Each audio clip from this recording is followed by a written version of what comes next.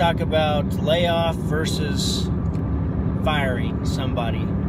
So basically, you know, there's been people in the past where they just weren't a good fit for our culture and they weren't a good fit for our organization, so we would, but they were great. They were still great people. I mean, I still cared for them, and if I felt like they deserved to have, you know, to be able to draw unemployment, then I would just lay them off. Even though there was grounds for them to be fired, I would lay them off instead. And a layoff is sometimes easier when you're talking about somebody who you've known for many years and you care about and you want the best for them. You just know it's not going to work out working for you, you know, working for your company. So, you know, versus firing. I mean, most of the time I had grounds to fire those people anyways, and but I chose. I made a choice on which one I was going to go through with, and it doesn't matter whether they're fired or you lay them off. They can still try to draw unemployment on you, and we've been successful just telling the truth. I mean, this is why they were fired, and it's very important to document everything. Every time you have a disagreement, or they decide not to come to work on time, or they need to leave work early all the time, or whatever the case, or they just have a bad attitude and you've talked to them multiple times about that attitude, it's always important to make sure to document everything. That way, if, you know, they just don't deserve unemployment because they flat out were not doing the job that they were hired to do, you have some grounds to stand on when they do file, and you get that paperwork from your local, you know, your state office, saying that they want, you know, what was the reason that you got rid of them. So make sure to document everything. And just a little more on the subject. I mean, we're talking about firing versus unemployment, or firing versus layoff. You know, if they're good people and they just aren't performing the way we need them to perform,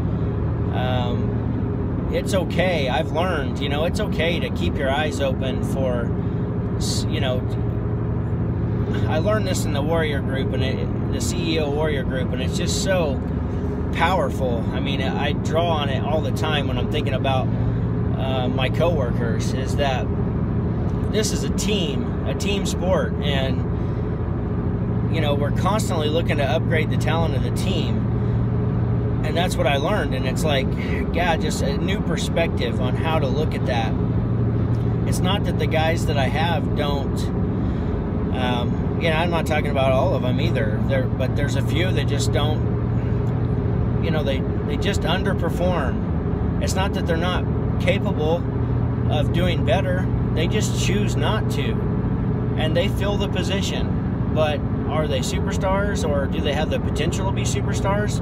You know, I question if they have that potential after they've been here for a while.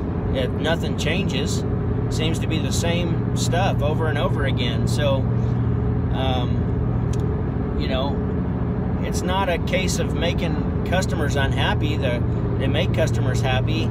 It's a case of they just don't do as much as they should, and sometimes as much as you know, I'm paying them pretty well. So it's always just something to consider, is to always be looking to upgrade the talent of the team. I know I talked about hiring people, and I gave you my ideas about hiring, and that's just what I've learned through all different sources of what to look for, and I've just learned, always be hiring. So, but letting somebody draw unemployment if they deserve it, I feel I'm not going to question or fight their, you know, I'll call it a layoff. I'm not going to say that I fired them if I just laid them off. But that's the thing about letting people go, is it's hard for it not to be personal. No matter how hard you try to separate it, you spend a bunch of time with somebody, it's hard not for it to be personal. And you just have to, you've got to realize that you're trying to, you know, you want to go to the Super Bowl and you want to win the Super Bowl. And can you win the Super Bowl if you got a mediocre players, players that aren't, you know, growing and adapting to get to the point where they can be superstars? You know, it's like we're practicing for this Super Bowl, and if it just doesn't pan out and there's not enough growth there, is it really worth keeping them and having your team lose the Super Bowl?